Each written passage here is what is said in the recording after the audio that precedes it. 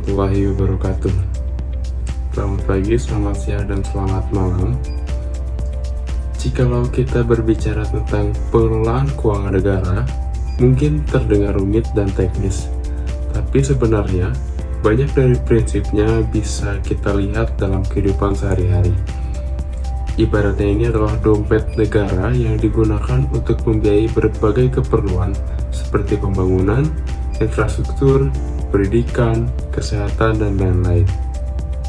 Oleh karena itu, izinkanlah saya, Taruna Utama Andi Gunawan, STP 4802, Program Studi Manajemen Pemasyarakatan kelas B, untuk memaparkan lebih jauh apa itu pengelolaan keuangan negara.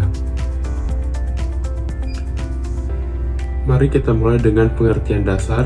Pada pasal 1 Undang-Undang Nomor 17 tahun 2003 tentang keuangan negara menyebutkan bahwa keuangan negara adalah semua hak dan kewajiban negara yang dapat dinilai dengan uang, serta segala sesuatu baik berupa uang maupun berupa barang yang dapat dijadikan milik negara berhubungan dengan pelaksanaan dan hak kewajiban tersebut.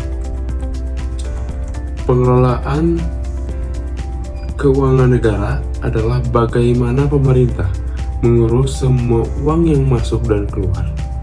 Bayangkan saja seperti mengelola keuangan rumah tangga, hanya saja dalam skala jauh lebih besar dan lebih kompleks.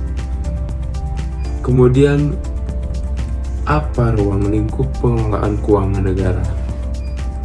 Ruang lingkup pengelolaan keuangan negara mencakup semua hal yang berkaitan dengan uang negara.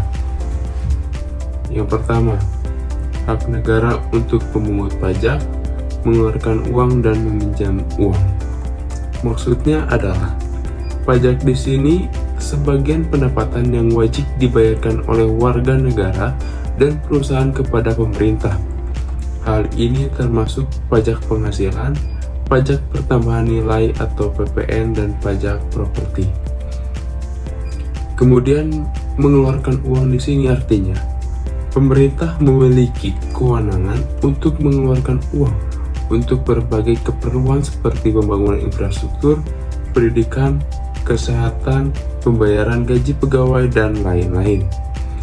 Kemudian meminjam uang. Saat pemerintah kekurangan dana, mereka bisa meminjamkan uang dari dalam negeri ataupun luar negeri untuk membiayai proyek-proyek atau menutup defisit anggaran. Yang kedua adalah kewajiban negara untuk melayani pelayanan umum dan bayar tagihan pihak ketiga.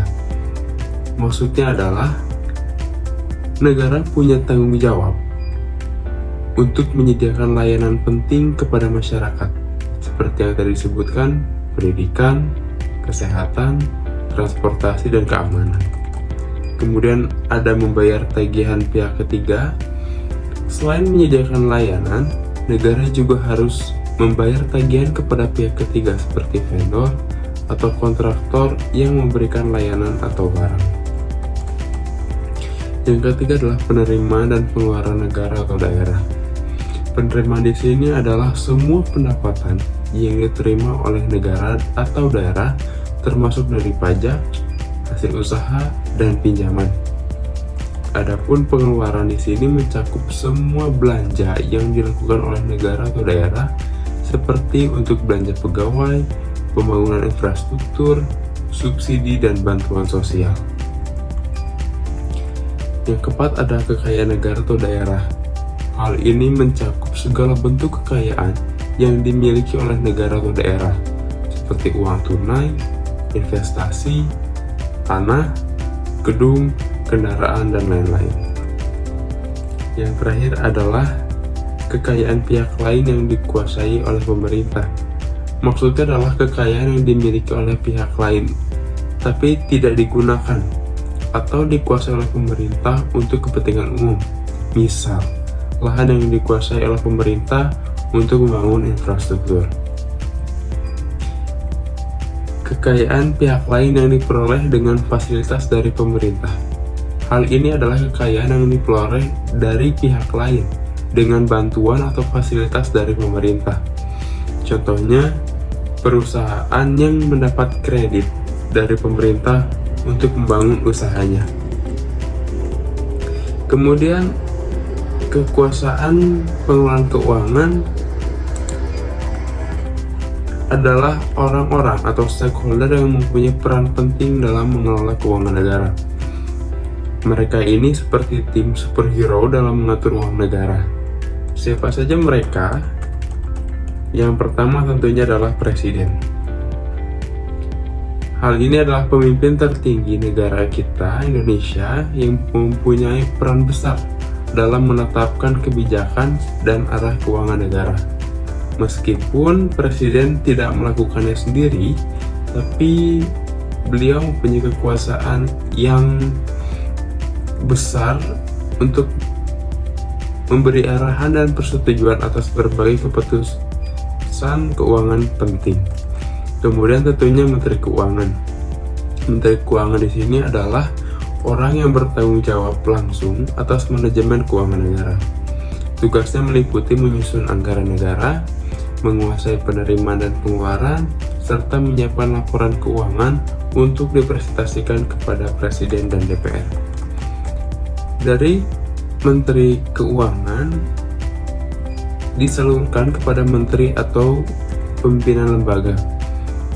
Selain Menteri Keuangan, masih ada menteri atau pimpinan lembaga lain yang mempunyai peran dalam mengelola keuangan negara. Contohnya adalah Menteri Perencanaan Pembangunan, Menteri BUMN, atau pimpinan Bank Indonesia. Mereka ini mempunyai peran spesifik sesuai dengan tugas dan fungsinya masing-masing. Tapi semuanya berkaitan dengan aspek keuangan negara. Dari pimpinan itu kemudian diturunkan kepada gubernur atau wali kota.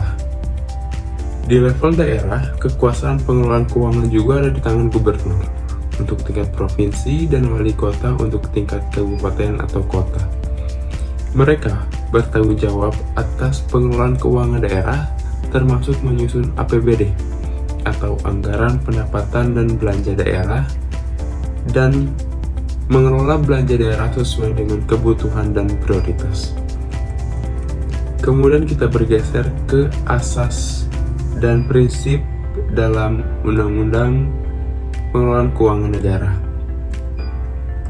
Asas pengelolaan keuangan negara adalah prinsip-prinsip dasar yang membimbing cara pemerintah mengelola uang dan pengeluaran mereka. Yang pertama ada asas kesatuan.